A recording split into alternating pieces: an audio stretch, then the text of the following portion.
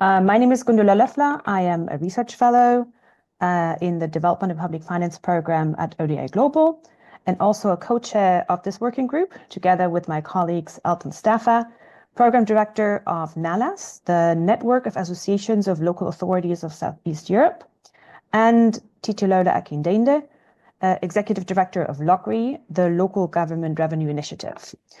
Titilola has also curated today's event and will be guiding us through the discussion later on. The working group is also supported by our colleague Marina Jandreska, who behind the scenes makes sure that the working group runs smoothly. So yeah, enough with the introductions. But before we start, I wanted to take a quick look back at last year's activities of the working group. We hosted 3 open meetings. During the first one in March, we discussed innovative strategies and tools for enhancing property tax systems in low and lower middle income countries. And in a way, this closely connects to today's discussion, which constitutes almost like a follow-up or sequel of the session we had about a year ago. The second meeting in June explored the rationale and impact of different design choices of intergovernmental fiscal transfers.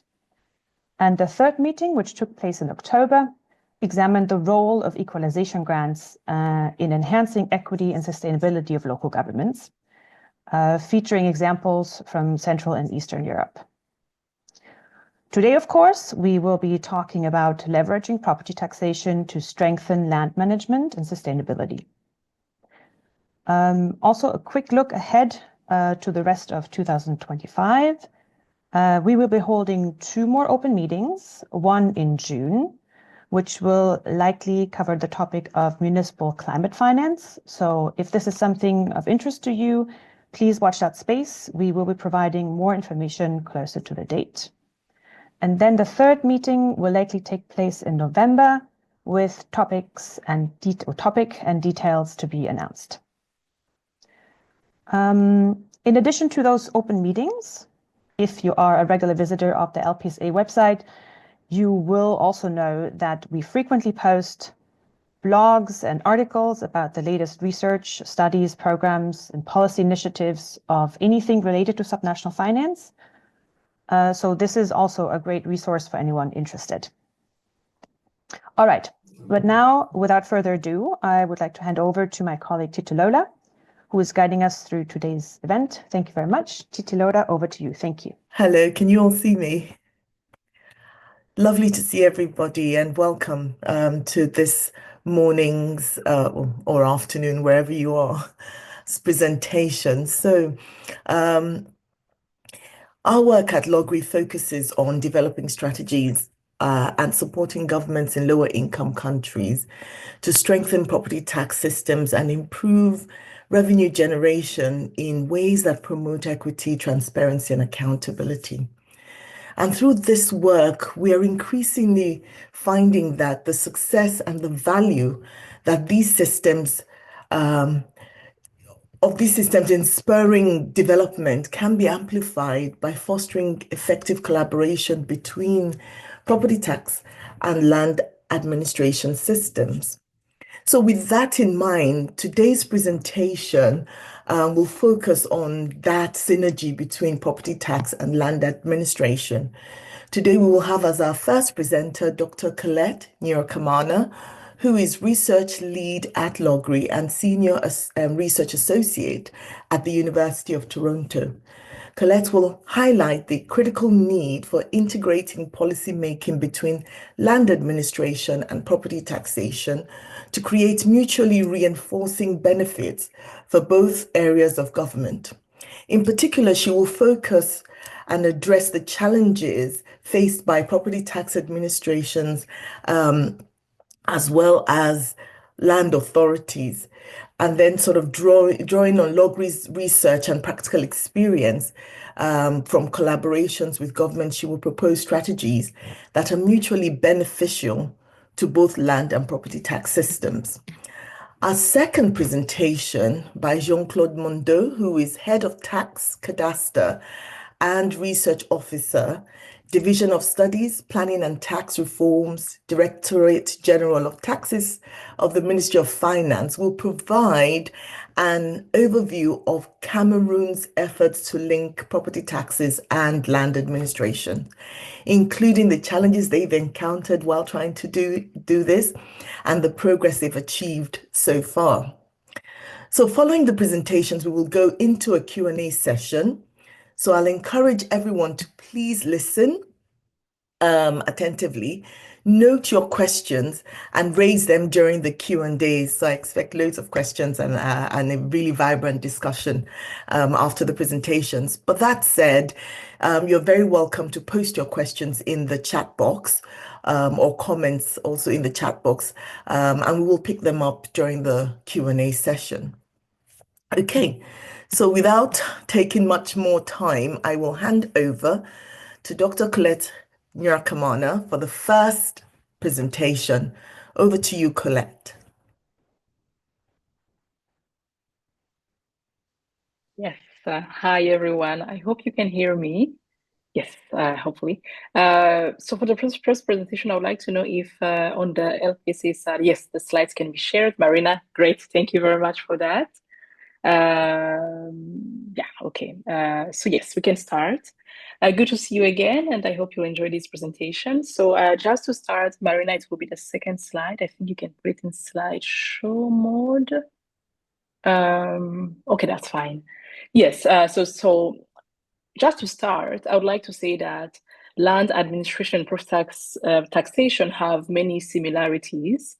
Both activities rely on mapping all properties, lands, and buildings within a given area, in addition to gathering information about those properties and implementing mechanisms to ensure regular updates of that information. However, collaboration between land administrations and property tax departments has often been ineffective. From a property tax perspective, we can think also about local governments. There is always this comment that national land registries are in some ways incomplete. Additionally, land administrations tend to have limited control over the data, which then weakens effective property taxation and also updating of property tax registers over time. Conversely, land administrations seek to have a centralized control over property mapping to maintain consistent national land data, and they could benefit from local insights to update those records. But land administrations also do not benefit so much from local data collected by property tax authorities or local government to then be able to update those records. And on top of that, there is weak collaboration often with other government departments that also do some mapping, resulting in fragmented and uncoordinated mapping approaches, mainly relying on GIS, but also limited data sharing. So what I just outlined here brings us to a central question here that you see on the slide, which is how can these two government functions, land administrations and property tax authorities, coordinate more effectively, not only to improve property taxation, but also enhance the overall quality of land administration. We can move to the next slides. So yeah, with that in mind, let me start by sharing the challenges faced by property tax administrations in the efforts to register property tax for properties for tax purposes. And again, these are insights that we have learned through our engagement with governments.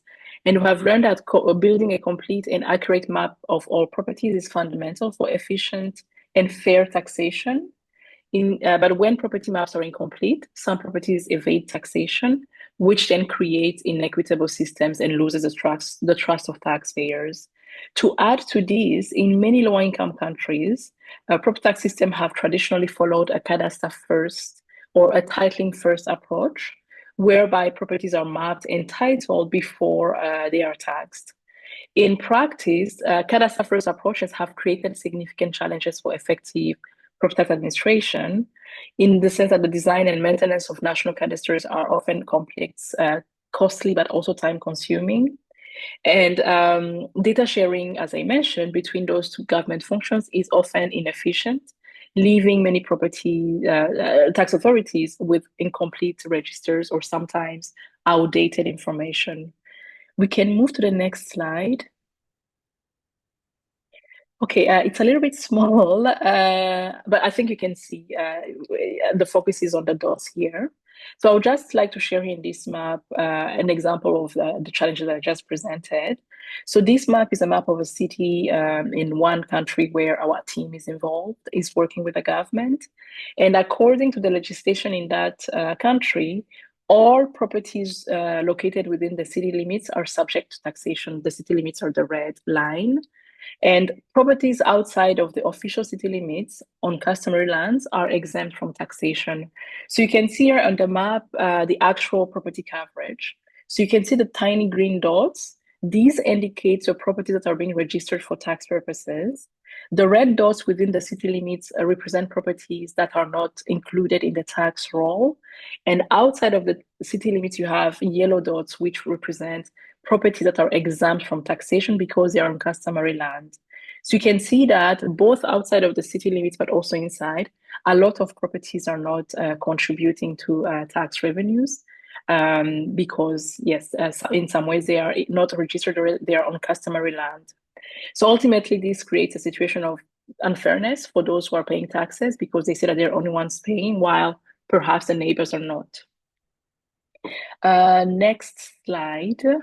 Okay, now let's shift our focus on the perspective of land administrations. Here again, our engagement with governments, but also research has allowed us to highlight three key challenges that land administrations grapple with. The first one is related to funding and incentives. So land administration frequently experience inadequate funding to improve overall land administration. The second challenge here is the lack of cohesion, in the sense that land administrations often contend with fragmented GIS mapping efforts, as different government departments, we can think about those who perhaps issue building permits, those who are in charge of urban planning and everything, conduct their own mapping and land data collection projects. And lastly, land administration also struggle with keeping their data up to date over time. Usually after land and properties are registered and titled, it becomes challenging for land authorities to maintain accurate databases, especially when new buildings are constructed, when land is subdivided into plots, or when properties change ownership through sales, inheritance, and everything. Moreover, land authorities also have limited resources and capacity to then be able to do those updates through field visits. We can move to the next slide, where I'm also going to highlight how this challenge also involves donors. So we have learned that these challenges faced by tax and land authorities are in many ways closely tied to broader issues in how GIS mapping exercises are conducted. As we know, GIS has really provided tremendous potential to improve land administration through these IT mappings and everything. And these mappings can also benefit multiple government functions. But in practice, as I'm highlighting here, many countries experience fragmented GIS mapping initiatives, often donor funded, usually tied to specific projects, but also for specific goals. So this fragmentation really prevents government from being able to have comprehensive mapping systems. Next slide.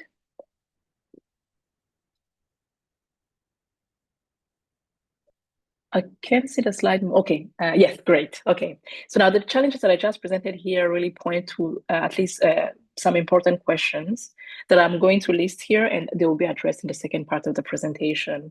The first question from a land administration's perspective is, how can these administrations strengthen incentives for investment in mapping and land registration activities? Secondly, how can land administration support greater coherence of mapping and data collection about properties across government? And lastly, how can land administration strengthen updating of data over time, including through cross-government collaboration?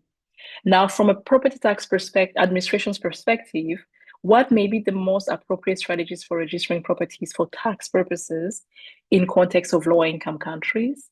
And when we think also about government collaborating with donors, the question here is, how can governments and donors adopt a more coordinated GIS approach to data collection and also mapping in order to reduce cost, but also increase coherence of maps and resources across government to enable land administrations to improve updating of these databases over time.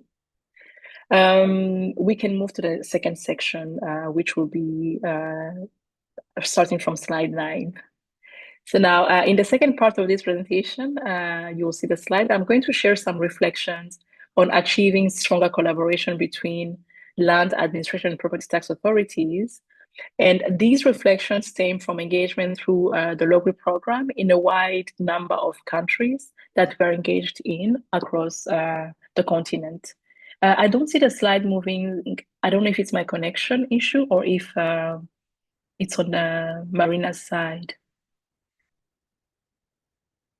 Okay, yes, great. It should be slide 9.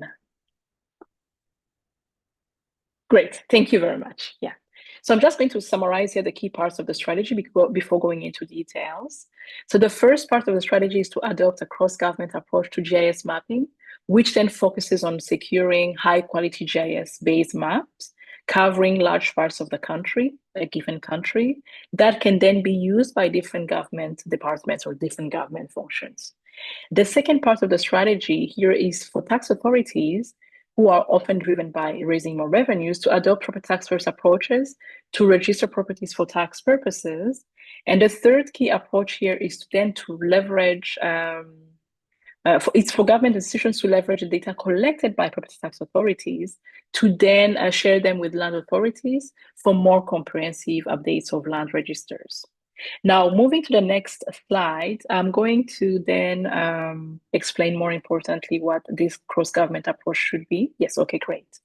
So the first strategy, as I mentioned, proposes beginning with adopting a cross-government approach to mapping based on a collective agreement among government departments to secure high-quality GIS-based maps that different governments can use for their needs. And a coordinated cross-government approach here means that those costs can be dramatically reduced by building a single map for multiple purposes instead of fragmented efforts, as we often see. And in trying to move towards this cross-government approach, we know that donor agencies have often been a problem, as I mentioned, because they have provided funding for different mapping efforts that instead of encouraging national strategies. However, land administrations can take the lead for such joined up, collaborative, and even coordinated approaches to GIS mapping by bringing together different government departments to then identify the different needs of those departments and then be able to and how maybe they can benefit from high quality GIS maps, but also understand how these data can be used. Then they can go to donors with proposals for comprehensive approaches, which would then feed into a wide range of core government activities. So such approach would be more efficient and will reduce duplication. It will also bring more complementarity in GIS mapping by ensuring that data is compatible across departments. And ultimately, successful implementation of this cross-government approach to GIS mapping is likely to depend on leadership from more senior levels of government, who can then bring together the different government departments to agree on a common approach. In the next slide, I'm going to now share from the perspective of property tax administration when we think about these mapping efforts.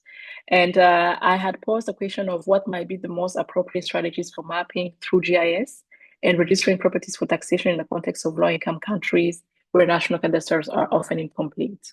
The solution here, and in line with the work that we have been doing with a number of partner countries, entails moving from what we have referred to as a cadastre first approach to what we have coined a property tax first approach. So just to explain more importantly the challenges with the cadastre first approach, we have learned that this cadastre first approach has posed major challenges to property taxation, but also effective decentralization more broadly, because the data held by national cadastres is incomplete, leading to incomplete and inequitable also property tax registers. This is because building a cadastre is relatively administratively costly, slow, and complex, and also can be politically contentious, particularly in countries where we have strong areas of customary authority, where land is owned by customary authorities, and where land records are weak, and also disputes over land titles are common. So in this context, the cadastre first approach really disempowers property tax authorities and complicates collaboration. So rather than allowing property tax authorities to have direct control over their data, which can then be used for taxation, their ability to raise revenues is entirely dependent on the data that they receive from land administrations. So this really leads to a lack of autonomy, but also a lack of initiatives in strengthening the quality of the data that they have for property taxation. A further challenge of the cadastre first approach is that it tends to create a disincentives for property owners to register properties. If I know that registering my property will lead to taxation, I may try to avoid doing that. And finally, when it comes to incentives, cadastre first approaches really have rather increased the complexity of mapping exercises, making it easier for corruption and political interference. Interference here is something like seeing a property removed from the database without any detection by those responsible for the tax register. So at the end of the day, the negative impact is that we have constrained revenues, major inequities in taxation, weak trust from taxpayers, but also ultimately weak decentralization. Now, in the next slide here, this discussion is bringing me to the idea of a property tax approach as an alternative to cadastre first approach. The next slide, please.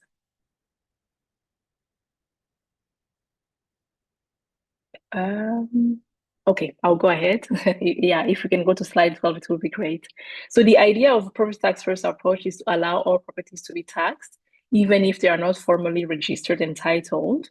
So once the registration and titling criteria are removed, property tax authorities with basic GIS maps can very rapidly build a comprehensive register of all properties within given jurisdictions, a given jurisdiction, and give and add them to the tax register in order to begin taxing them. Marina, I don't know if it's maybe my screen or if there's a challenge moving the slide. Should be slide 12. 12. Great. Okay. Thank you. So here, think about the property tax first approach. The basic methodology focuses on mapping and measuring all properties using GIS imagery, which can also entail providing virtual addresses like Google Plus codes for easy identification of those properties. So once properties have been mapped, enumerators can be sent to the field for ground truth of the data to then verify accuracy and quality, even collect additional data that is necessary to then be able to value those properties. Of course, the concern here will be to ask who receives the tax bill when we map properties without identifying the owners, especially if the property is not titled and the authorities don't know the owner. So what we have seen in a growing number of countries, we can think here about Uganda, Ghana, sometimes some municipalities in the Gambia or even Sierra Leone, is that local governments often address the bill to the owner without necessarily having the name, and then deliver it to the property that needs to be taxed. Property taxation, that's an advantage of this tax, unlike other taxes, is that it doesn't necessarily requires knowing the owner to then be able to apply penalties. Penalties can be applied to the property, and we're thinking about enforcement in this case. So, when governments have to conduct enforcement can be, for instance, locking the property or seizing it, which usually is the extreme case. And usually when those actions are taken by government, the owner will come and then identify themselves. So now that kind of approach is what we have increasingly seen in many countries and has also led to improved outcome, in the sense that it has allowed tax authorities to register more rapidly properties and have complete property registers. This approach has also led to increase in revenues, while also giving property tax authorities more direct decision-making and autonomy to take initiatives to ensure that property tax information is comprehensive. Just to take a quick example, in Freetown, Sierra Leone, our team was involved in supporting a reform program that started from scratch. And in a period of 6 months, the team was able to identify 150,000 properties through GIS mapping and then value them at a cost of less than $5 per property. Now, if we move to the next slide, which is slide 13, we see a map here where I would just like to illustrate quickly the benefits of GIS. This is a map that was produced by one of our partners called Place. So Place has a simple technology that once they have taken high quality image, will then automatically draw the outline of every rooftop in the city. The slides are not moving again. I don't know if it's my problem or if I think Gundula or maybe Marina, we are on slide 13. I think the map is, yes, great. Thank you very much. So yeah, as you see on this map, it's a place that has mapped properties. And that means that in a matter of days after aerial images have been collected, government had a comprehensive list of all properties in the jurisdiction, as well as the size of those properties, because the GIS tool could also, the technology they had could also outline every rooftop in the city. And this really became a foundation for sending fields to the team to collect additional data of those properties to then allow a more comprehensive database. Now, moving to slide 14, that's really after the map. The question now is how to leverage the collaboration between land authorities and property tax administrations, or we can think about local governments. Our argument has been that more effective collaboration between land administration and property tax administrations has the potential to play a major role in addressing those three major challenges faced by land administration. The first challenge that I mentioned was funding and coherence. This is slide 14. I'll probably pause a little bit to move to that slide. Thank you. 14, yes. Okay, good. Yes. So first, a closer collaboration between land administration and property tax authorities can increase the overall coherence of national mapping exercises in the sense that national land authorities can build cross-governmental strategies to secure high-quality GIS images, which can then be shared across government functions as a common base for mapping exercises. And property tax authorities can also benefit from that. Second, when it comes to incentives, linking GIS mapping to effective property taxation using a property tax first approach can also strengthen incentives for in two ways. First, when properties are automatically identified to pay property taxes, it then strengthens the incentives for taxpayers to register their properties with national authorities. Why? Because in some contexts, paying property taxes can also be a proof of ownership, which means that, especially when ownership is difficult to establish at the land administration level. Perhaps more importantly, property tax authorities, especially when local governments are involved in taxing properties, have also a strong incentive to regularly update information about all these properties within their jurisdiction. And because local governments are also close to local communities, they can update the data at a relatively low cost and on an ongoing basis. Second, when GIS mapping data is systematically used to strengthen revenue mobilization, governments will have more incentives to invest resources in collecting and updating high-quality imageries, GIS imageries that can be used across government. The third key issue that I highlighted in the first part, and that also has a solution, it was about updating. So now, if government, land authorities and property tax authorities use share maps, then when property tax authorities, through field visits, keep recording new built properties, subdivision of lands, or new constructions or renovation, then that information can be shared with land authorities. And in turn, land authorities will have a much easier task of updating information in the database over time because they are getting that data from other government departments. And the end result at the end is that stronger collaboration between those two government functions dramatically improve the quality of land administration while also simplifying the work of land administrators. Now, the last slide here, just to conclude, I just want to wrap to just remind quickly what I explained here, which is that the starting point in all that was that despite having many commonalities, land administration and property tax authorities have had an imperfect collaboration, which has led to negative impact both in land administration and property taxation. That's the last slide, 15th slide. From property tax authorities' perspective, cadastre-first approaches to property taxation have been a major challenge to effective taxation. Therefore, greater flexibility through property tax approaches can unleash the potential for more effective property tax administration. Lastly, the key pillars of a policy strategy to then will be able to join these government functions to mutually benefit from their efforts and to improve outcome is to build a cross-government approach to high-quality GIS mapping, adopt a property tax first approach to taxation to enable greater flexibility in registering properties for tax purposes, and finally enable effective data sharing between land administrations and property tax authorities through standard maps to strengthen the overall quality of data held by government. So with that, I would like to thank you very much for your attention, and I'm handing over to Titilola. Thank you very much, Colette.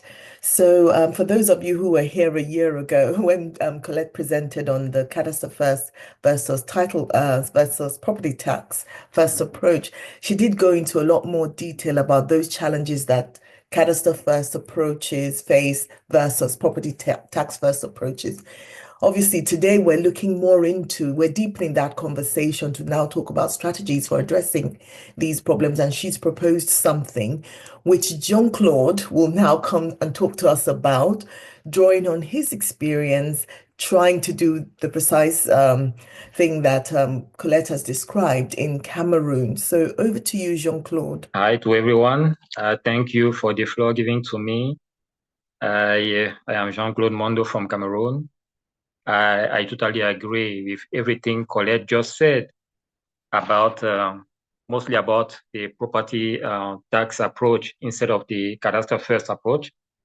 And but I will focus the presentation will focus on the practical aspect on how we really deal to apply all those concepts in the Cameroon case.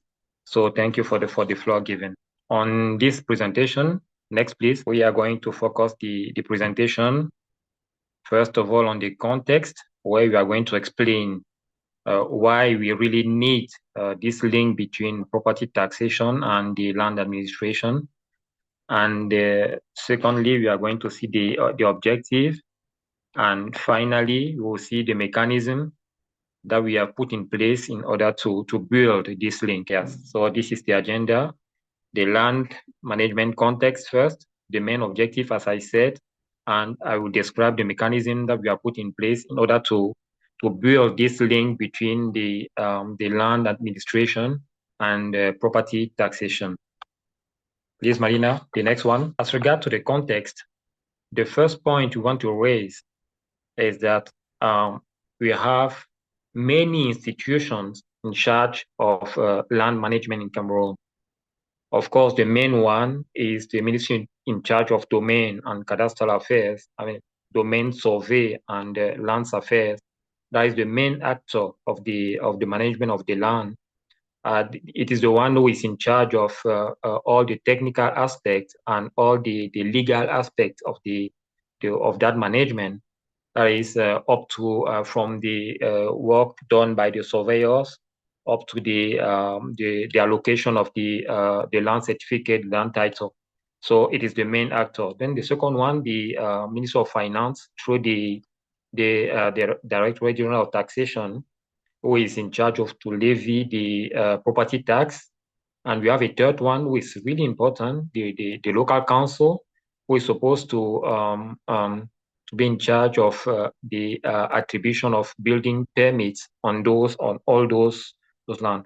Of course, we have others that are having a minor mission on the land management system, but these three are the main ones. What I want to point is that all these institutions, they have different missions, different priorities, different approach. In the slide, you will see that even the technical base, for the Ministry of Domain on the Ministry of charge of the management of the land, is mostly focused on the legal ownership the Ministry of Finance through the Directorate General of Taxation is focused on the factual aspect. That is, as Colette said, whether you have a land certificate or not, you are supposed to pay your property tax. And the assessment base, the assessment system is totally different from these three administrations.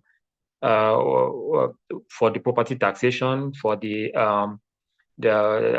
assessment for the building permits, and for the land certificates. That is, we have different approach on almost all these subjects.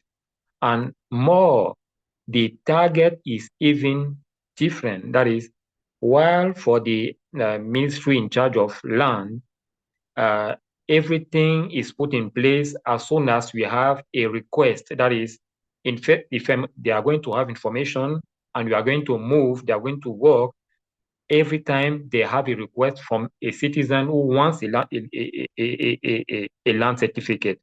Instead, for taxation, we cannot afford to wait only for, to concentrate ourselves only for those who are requesting for land certificate.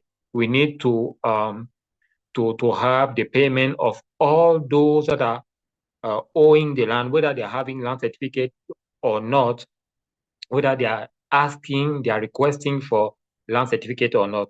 So the fact that the approach is different, therefore, even though it is true that the legal aspect is one that is supposed to be prior, even for taxation, we have to take into consideration that there are factual situation that we have to consider. These are the main differences between the two administrations. And as concerning the information, the availability of the information is quite different in the two cases. That is, for the Ministry of Land, for example, the information is not really available on all the lands of the country. We estimated that almost not in between 10 and 50% of the land is registered in their books, while we need 100% of the landlord for taxation. So these are the facts that we noticed. Next, please, Marina. These are the facts that we noticed, and we decided, therefore, to build a link. But what was the objective? Marina, please, the next one. What were the objective of building this link between land administration and property taxation? Marina, please. Thank you. Then in this one, we are going to explain why we really need this link. First of all, I remember everyone that the tax administration is not the main actor. Our mission is only to levy property taxation. But if you are not having the information from the land administration, we cannot afford to tax the lands and the plots. So we decided to collect the information on land, on building, and on owners. We decided to have all the information on properties which have been subject to survey work from this administration, of course, all the information on the establishment of land certificate and building permits. And we noticed that if we want to do it ourselves, it will be more costly because we needed to send people on the field to collect those information, and of course the cost of the collection of property tax will be more than the what we are going to collect. So by building this link, the objective was also to reduce the cost of collecting the information, and furthermore to build an integrated land information system. Next, please. So for the next slide, we are going to describe how what mechanism we have put in place to build this link between property tax and land administration. Marina, please.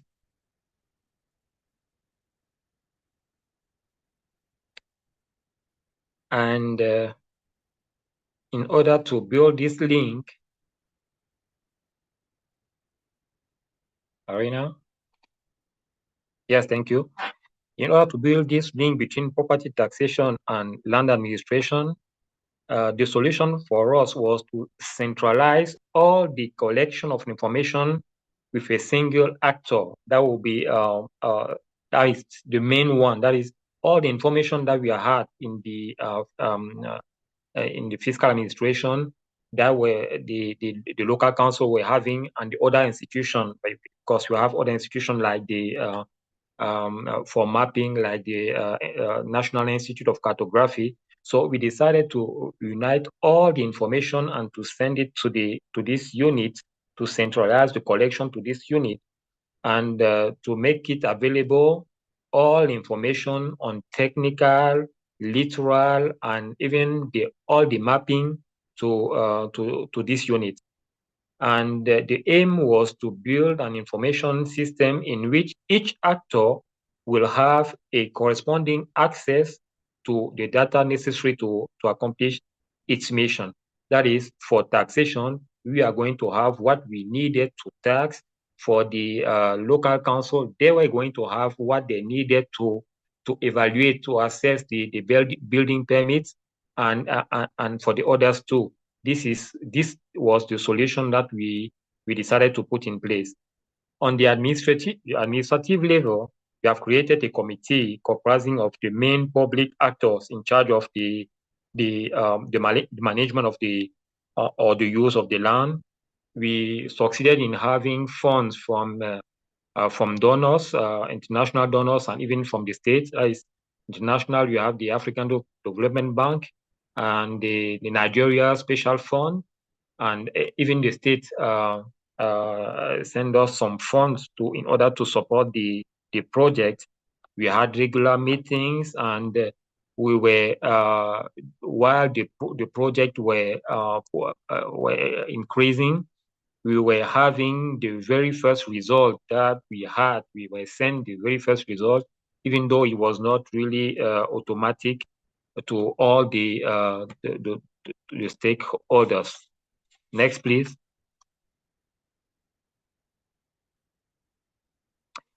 But in the fiscal administration, we need to assess whether this link was a success or not. So you have to evaluate all that. And what we notice is that the information we receive concern mostly those that succeeded in having their land certificate, or those that are asking for the land certificate.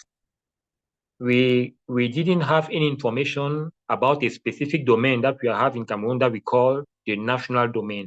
The national domain is a domain that belongs to almost nobody, but that is occupying by people. So when you want to have a land certificate on national domain, the procedure is longer than the other like in the other domain. So for the national domain, we have no information. We only have information on those that were asking the land certificate, and we estimated it at around 50%. So in taxation, we finally noticed that we were lacking 85% of the information, and if we are not having 85% of the potential people that are supposed to pay property tax, this will lead to fiscal injustice. Next one, please.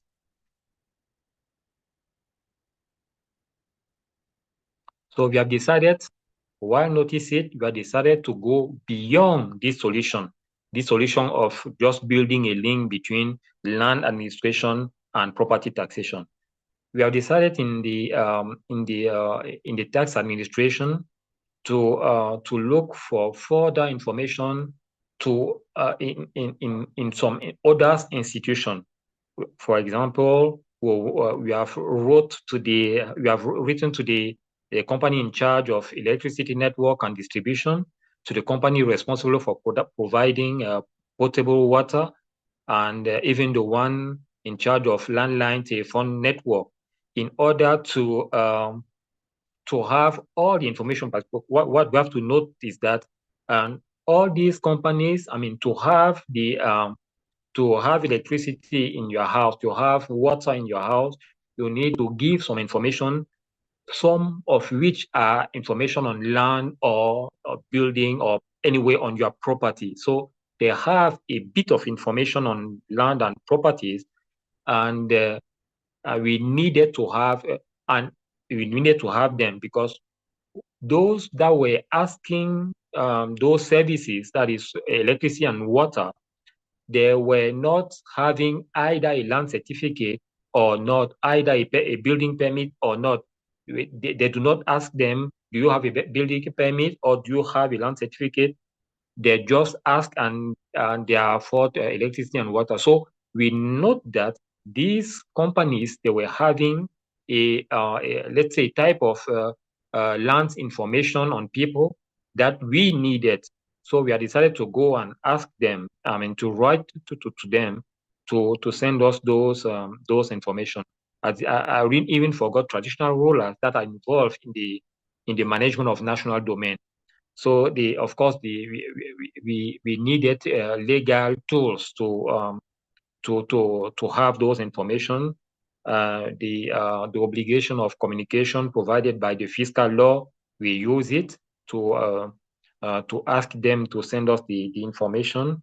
The transmission for the moment is done via the magnetic device, and we have proposed in the law 2 years ago to insert that all those information be automatically transmitted to the tax administration without any request. This is how we found that it is we have to complete the information that we receive from the link between the land administration and the property taxation. So what kind of information was, next please, Marina, what kind of information was therefore sent by those companies? The information on location of properties and location of geolocalization, because they do geolocalize their clients. The information on identity on the owners or the occupants. The technical characteristic of the building when available, and even more, at times they send us the water and electricity consumption. It was for us a small clue when we have to evaluate the importance, of the building in order to assess to define the value of the property. But all this information, because they were not, fiscal information, all this information needed to be reprocessed to transform them for taxation. So this is the solution we have found in order to complete what we to try to catch those 85% of people that we do not catch with the link with land administration. The next, please, Marina.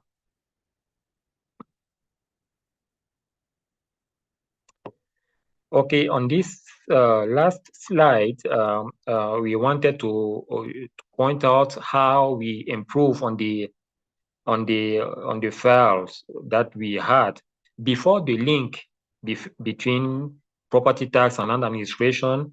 We are having around 20,000 owners in our files, and with the link between land and tax administration, and we increased this file from 20,000 to 125,000.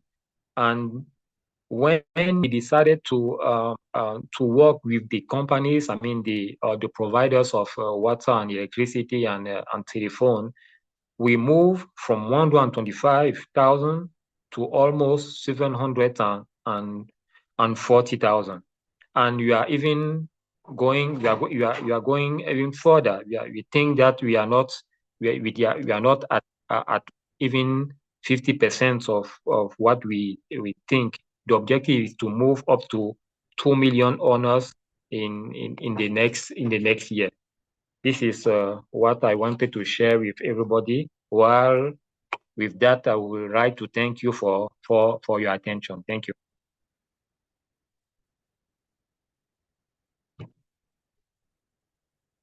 Thank you very much, Colette and Jean-Claude. I think those were really very interesting, and I'm hoping that we're going to have loads of questions coming up. So if you have a question for our speakers, would you kindly signify by raising, using the hand raise button? Anybody? I don't seem to see any hands raised. I don't think we can raise our hands. Ah, So I put some questions in the chat. would you like, sorry, who's speaking? Can you just Yes, identify yourself? it's David Phillips from the Institute for Fiscal Studies, research institute based in London. So yeah, I had a look for raising hands and I couldn't see how to do it. Okay. So that might be why people are not raising hands. But I think there's a Ah, couple of comments in the questions, including some for myself. okay. If you just want to speak, since you're already speaking, you might as Okay. well ask your questions. Yeah, so I had two questions. The first is, so property taxes in lower income countries often have high rates of non-compliance, even conditional upon the properties being identified. And related to this, collection costs are often a very, very high share of the yield of these taxes. You know, it costs 40%, 50% sometimes I've seen to collect these taxes as a share of the revenue you get. So I'm wondering whether sort of land administration and title information and systems could be used not just to improve, if you like, the identification of taxpayers, but also enforcement. Are there ways in which this data can be leveraged for enforcement as well to sort of actually get more of the bills that are being sent out?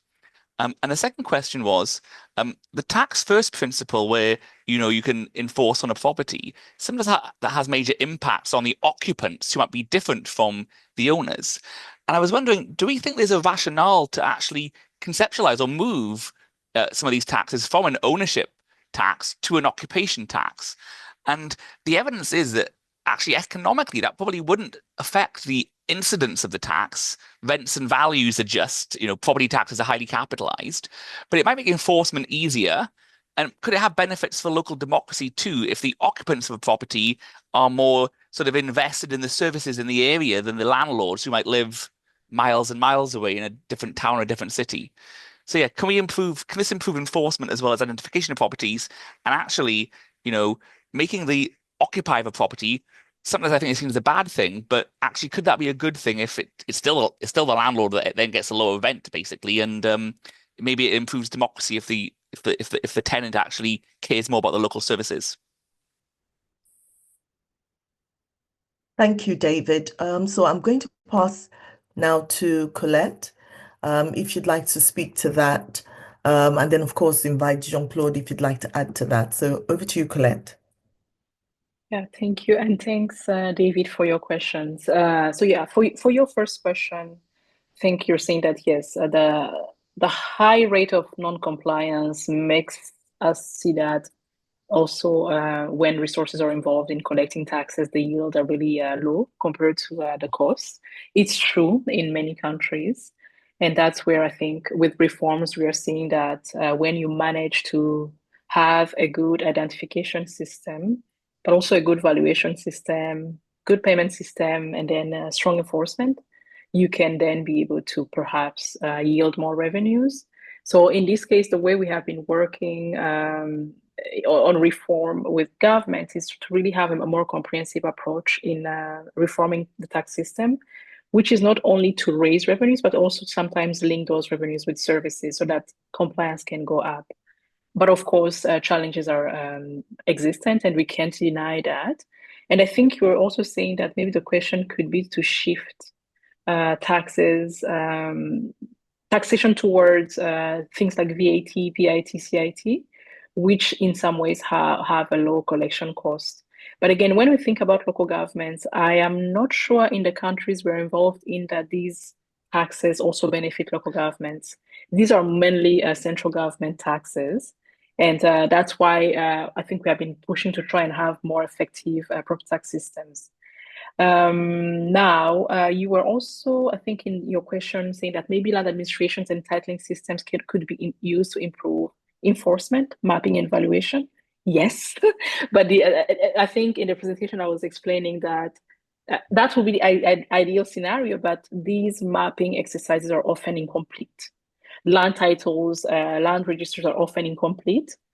And if in a jurisdiction, the legislation says that a local government should rely on those land registers to extract the number of taxpayers who should pay taxes, because they need to be formally identified through, I don't know, a land title or a title deed, and that you have incomplete databases, it then prevents local authorities from being able to identify properly those owners. Yep. So yes, I think the argument is it could be good, but in the countries we work in, it's not perfect.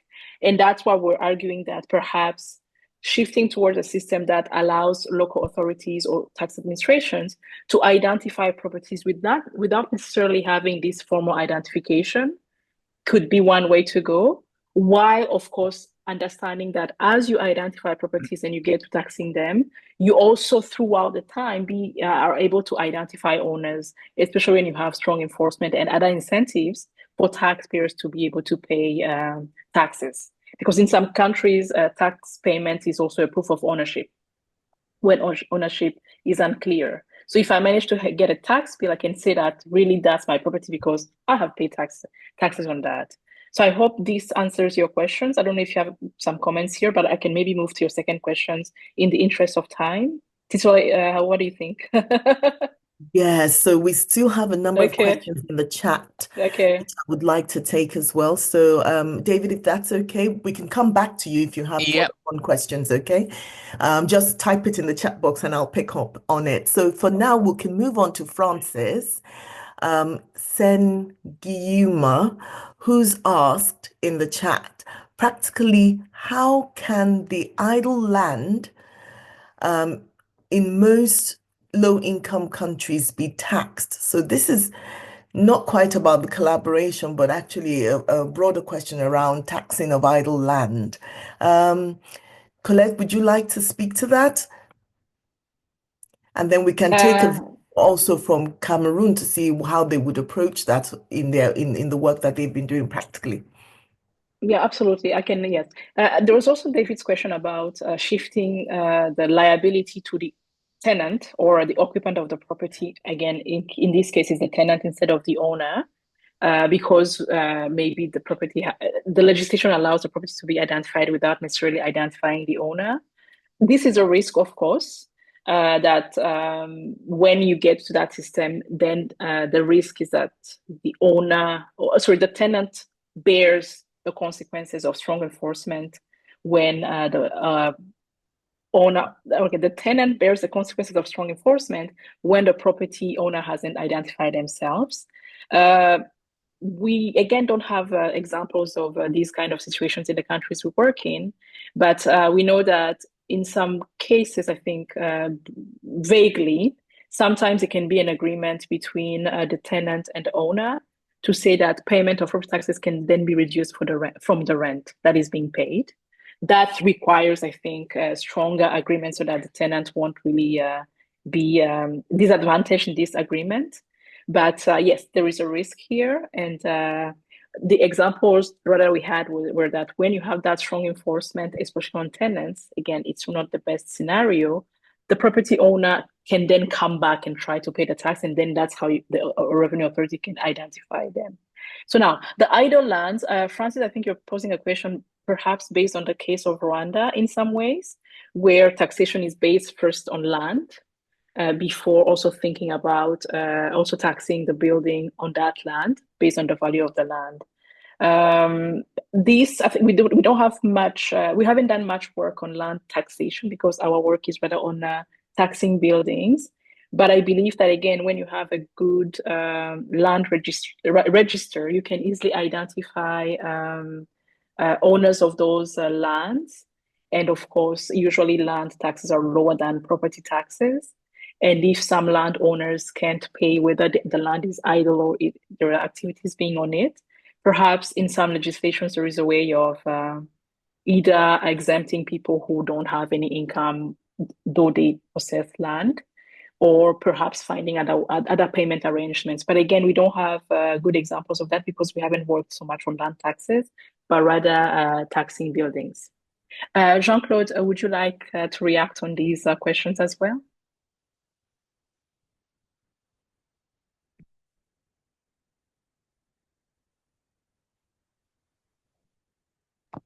Yes, correct. Yes. Yeah, go on. Yes, on this question, thank you, Francis, for the question.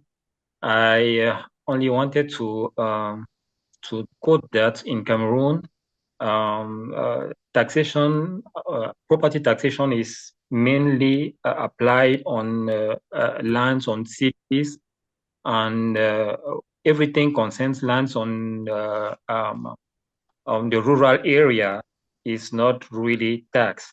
And when we are inside the city, most of the case, for most of the case, all the lands are mostly identified, even if there's nothing built on it.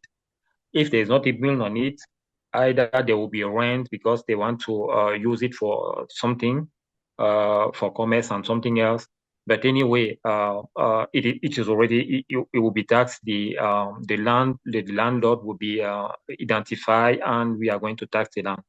But when we go out of the town, out of the towns, it will be difficult for us to identify all the people. As I said in the presentation, the land administration doesn't have a register to and doesn't know everybody that is the owing all the lands out of the town. I mean, even those that did not even ask for land certificate. This is how we deal with it. Thank you. Thank you, Jean-Claude. Just to draw all of our attention to the comment in the box from Gondola that you can raise your hand if you click on the React button at the bottom center of your screen and then on raise hand. So should you want to raise hand, please click on the React button at the bottom center of your screen and then on raise hand. Okay, so moving to the next question, also by Francis, it says, in some jurisdictions, many landowners acquired through inheritance are exempt from property taxes on the basis that they're poor. What can be done in those cases? So where the question actually is about exemptions to property taxation on the basis of poverty. That what can be done, if anything? Jean-Claude, would you like to go ahead? Do you have those examples in Cameroon? Yeah. Yes, correct. Yes. I will take that one. Yes, as concerned the inheritance process in Cameroon, we do not have any exemption according to property taxation. There are, of course, in the exemption or incentive on other aspects of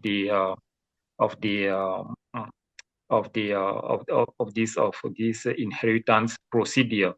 But as concerning property tax, there's no. As soon as somebody passed away, those that inherited the property are supposed to pay the taxes.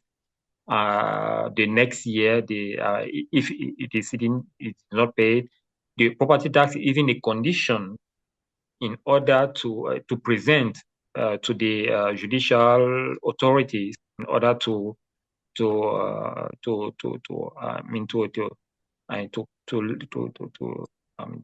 for their problem of inheritance process. They have to pay their property tax first. It's even a condition for that.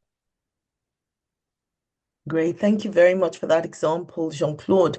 I have a hand raised. Can Pilar, would you like to take your question now, please? Hi, I'm Khan. I'm from Cameroon though, and I'm very glad to see Jean-Claude on the forum here. And my question here is, from your experiences, based on what Jean-Claude just said, in Cameroon, land in rural areas out of administrative headquarters is actually generally not taxed. But what becomes of from your experiences? How do you handle cases where, due to urban sprawl, such land finds itself in peri-urban areas, and which we know such lands are held in under customary law? So how do you address such cases? This is something which I would like to know how you think you could handle that. I suppose Khan is asking the question for. I mean, I will try to ask first before Colette, if Colette wants to add something. One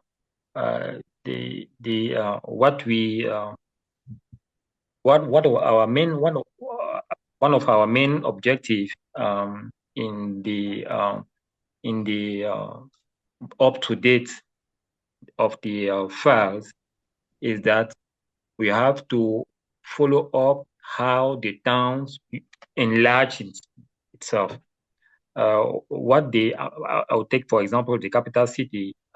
Not far from 10 years ago, the capital city, I mean, the area of the capital city was around something like 213 kilometer square.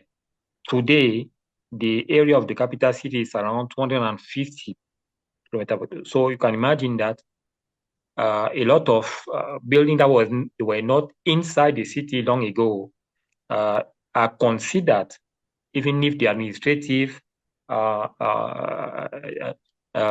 boundaries of the city did not change. They are considered today as inside the city from the property tax aspect. So as far as I will take example, since Khan knows very well the country, knows very well the town like Bangon and Nkwabang, that were not inside the city long ago. Today we are levy property tax in this area without even because now it is almost the town. The town is even shifting from its former central area to this. So we do levy property tax there.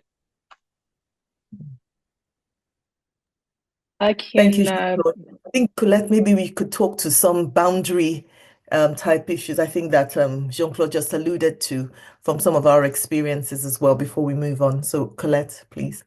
Yes. So yeah, I think you could see the example of the city, one city where our team is involved, where all starts with the legislation, where the legislation says that properties that are built on customary lands are exempt from taxation. So in this case, local authorities can't do anything about it, right?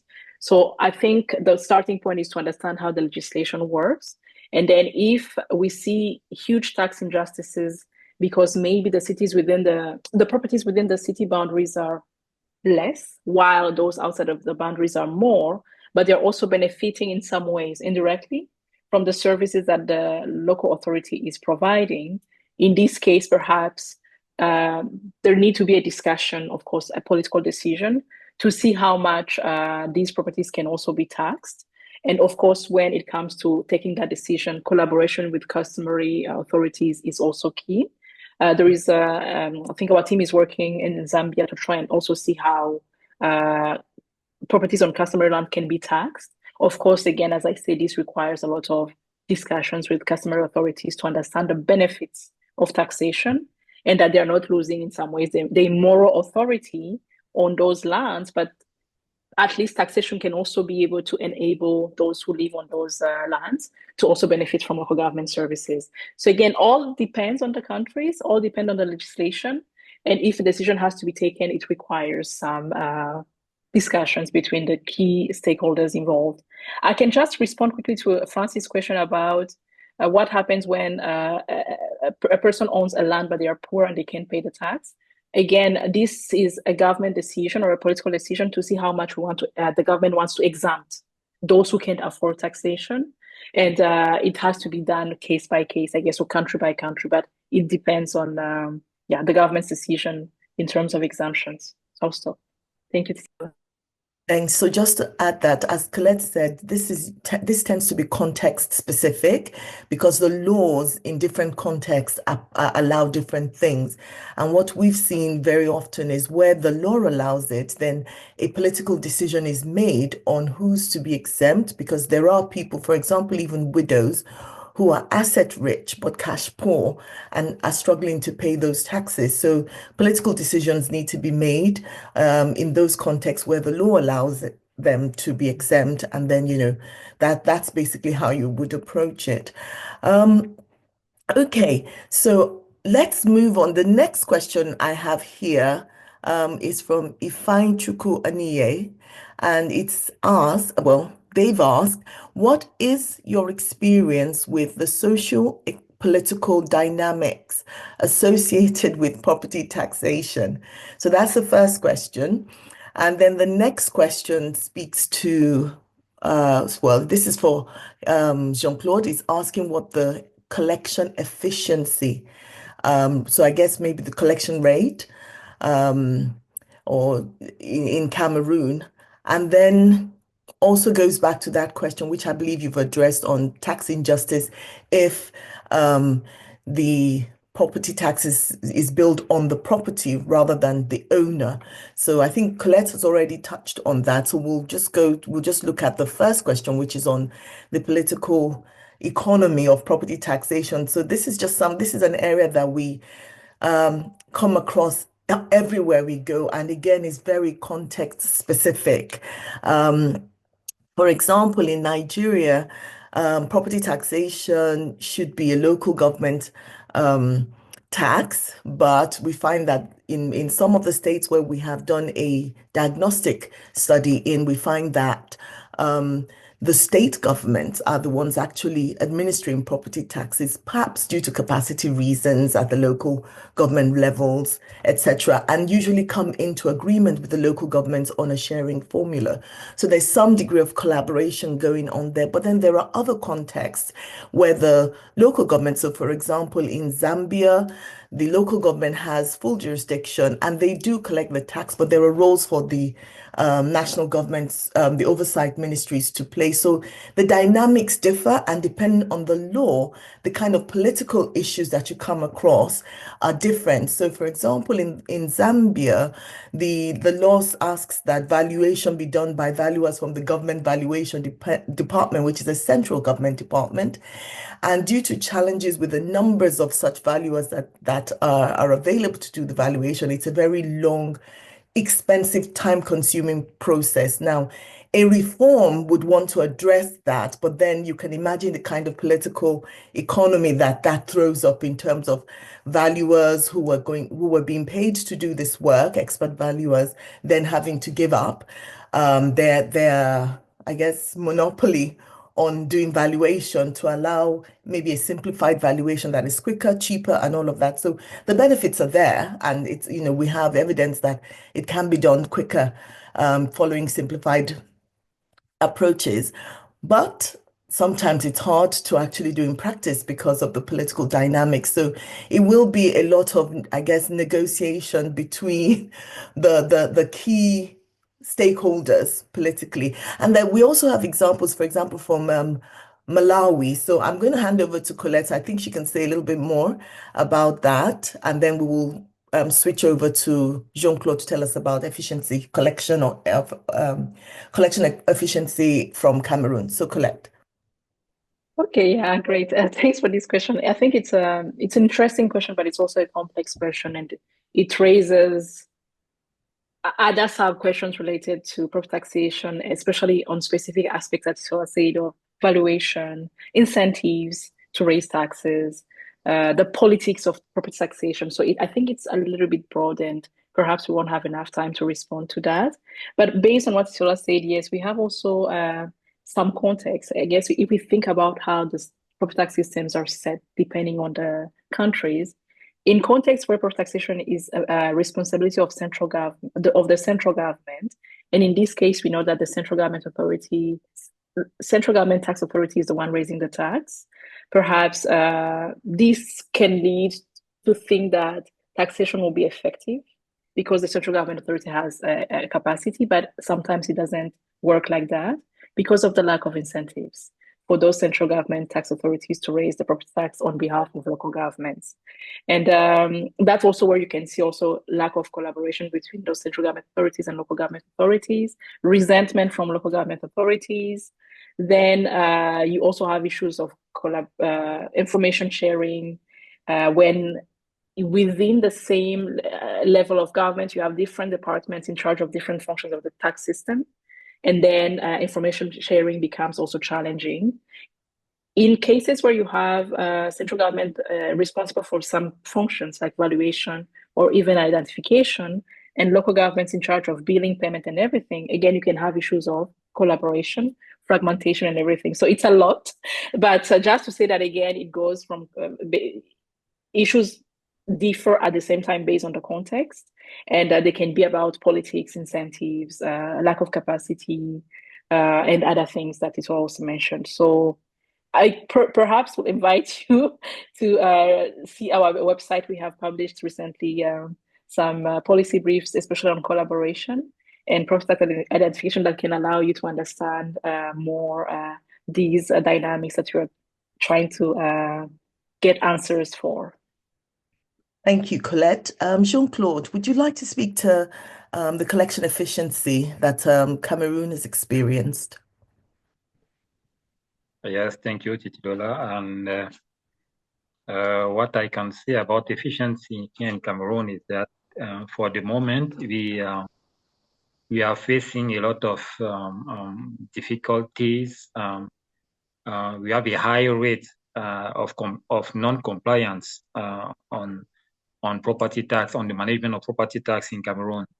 And to come back to a former question, I mean, to do the link with a former question, I wanted to raise the point that it is mostly because many people were not informed. I mean, the communication process were not really put in place in order to inform people that they have to pay property tax, why they have to pay, how they have to pay, what they have to pay. So the rate of non-compliance was very high, but what we are collecting is increasing years by year, and we are really confident that we are going to reach the 100% on because people are not they are not against the payment of property taxation. It is just that they need to be informed, and we need to put the necessary measures to accompany them to pay their taxes. The rate in Cameroon is 0.1%. It is true that if a former law that was taken at the end of last year, we are moving from the rate to a kind of tariff where we are going to have an amount per quarter according to the importance of the services available in the quarter. So we are still thinking of how to put in place all that, but for the moment the rate is 0.1%. Thank you. Thank you, Jean-Claude. So there's a question here in the chat from Gondola. So I'm going to ask you, Gondola, if you don't mind coming off mute to ask that question. Sure, of course.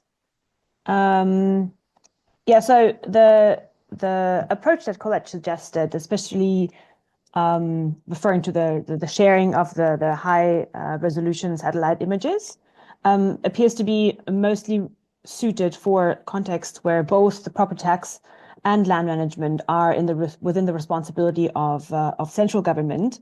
So I was just wondering, how would this work in a context where these two responsibilities lie with the local governments, or decentralized to local governments, especially, keeping in mind that there's very commonly you find frictions with regards to data sharing between different levels of government. So I was just wondering, do you have any experience or any suggestions on how that could be managed? Who should then take the lead in this approach, and who would coordinate it, etc.? Thank you. You can go ahead. Yeah, good luck. Thanks for this question. If maybe it was the week before last week, I would have said I don't have good examples, but luckily I was in the Gambia last week, and we can see that the kind of approach that we have suggested is likely to take place in the Gambia. In what sense? So Gambia is, I think the advantage is this is a small country with only 8 local governments. And of course, doing the property tax work may not be so challenging compared to, let's say, bigger countries. And we have understood that some municipalities are in some ways advanced in mapping, GIS mapping. There is one key municipality that has really advanced so much that at this point it has been taken as the example that also national land authorities should use to then be able to lead the mapping efforts. So that's one thing. The second thing is also at the central government level, there is a lot that is being done in terms of land administration, including creating a land policy, but also creating a land information system, and also trying to improve valuation. And we could see that here there is an opportunity in creating this land information system to leverage the data that is being held by municipalities, especially the most advanced ones, in terms of GIS mapping, and build on that to then be able to feed the central government land information system. So because this is a process that is being designed, there is an opportunity to then be able to ensure that these mapping efforts are comprehensive. And again, because when we think about land administration, the key authority is the Ministry of Lands, especially in a specific government. Your question about who should lead those efforts, we think it should be the Ministry of Lands, because they are the ones anyway who have all the land records, although sometimes are not updated. But they have this opportunity to now be able to create a system and build on what has been improved or what is advanced at the local level to then be able to feed and improve that system. So all of this to say, yes, it's tricky sometimes when you have these different responsibilities and these different levels of governments managing different functions. But in cases like the Gambia, where you see this policy making taking place, with really a strong willingness for all actors to try and put together all these efforts to create, let's say, comprehensive databases, we think there's an opportunity here to also leverage on the information that local authorities have to then be able to do that. So yeah, I hope this answers your question. Thanks very much, Colette, and thank you all. And there are still more questions in the chat box, but I'm afraid we only have 3 minutes left. Shall I take one last question in the hope that we'll finish in time? Yes? Okay, so there's a question here from Mohiuddin Mahmood. From your experience, how are property taxes applied in the areas where you work? For example, some houses are located in city centers while others are in the periphery where economic conditions are not the same. In such a situation, how is this handled? Are both flat rate system and area-based system applied? So that's just the one question. I think we'll take that one question very quickly. So from our experience, I would just quickly say, and then I'll pass over to Colette. From our experience, it all depends on what approach you take to identification and valuation.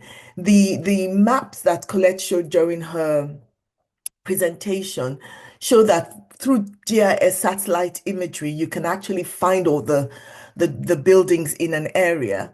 And then, as Colette said, you would send enumerators on ground to do what we call ground truthing, which also enables them to collect property characteristics. The property characteristics would then be used in valuation through a model that takes account of the type of property, its location, and many other characteristics. And on that basis, you will find that there is no need for a flat rate system because the valuations will come up different with, meeting conditions of horizontal and vertical equity, such that when you then have applied the property rates, your you're doing something that makes sense and that is not unjust to those who are least able to afford the tax. So I'll shut up there and I'll say, Colette, would you like to add something in 1 minute? Yes. Yeah, I think based on what you just said, all depends on the valuation method used. And ideally, a valuation method that enables high value properties to be taxed highly more than low value properties will be the best system. But yes, in some cases, you have rather flat rate systems that rather disadvantage low value properties, or sometimes area-based systems that also are not as progressive as we want. So in this case, the advice to the government is to try and rather change the methodology to really enable more fairness in the taxation. Again, I think I'll stop here, but just want to say that Prof. Roy Kelly has been providing answers to some of the questions as well. Prof. Kelly, thank you very much for that. And other than that, yeah, thank you very much for all these questions. They're really interesting. And hopefully, also, if you want, we can also follow up by email. And you can also visit our website to see a few things that have been published on the many questions you have. Okay, Over so to you, Titilola. Colette has made my closing very, very easy. So thank you very much, Professor Kelly. I have been seeing your comments, very useful. So please, I invite all of you to go in there and read those really very useful comments and pointers. And as Colette said, do visit our website. We've got publications out, even on the simplified approach that we normally use in the country. I mean, we're in various locations where we've tried and tested this, and it's working well and is more efficient, time-wise, money-wise, for the local government. So please do visit and read some of those materials. So this brings us to the end of our event today. Thank you so very much, all of you, for attending. The turnout is fantastic, and I really, really am looking forward to seeing you all in June when we meet again. Thank you, and enjoy the rest of your day. Thank you all. Thanks, Prof. Kelly. I see your chat. Thank you. Thank you all. Thank you Oh, so James. much. Thank you. Bye-bye. Ah, James. Thank you so much. Hi, how Thank are you. you? Good, and you? Okay, thank you.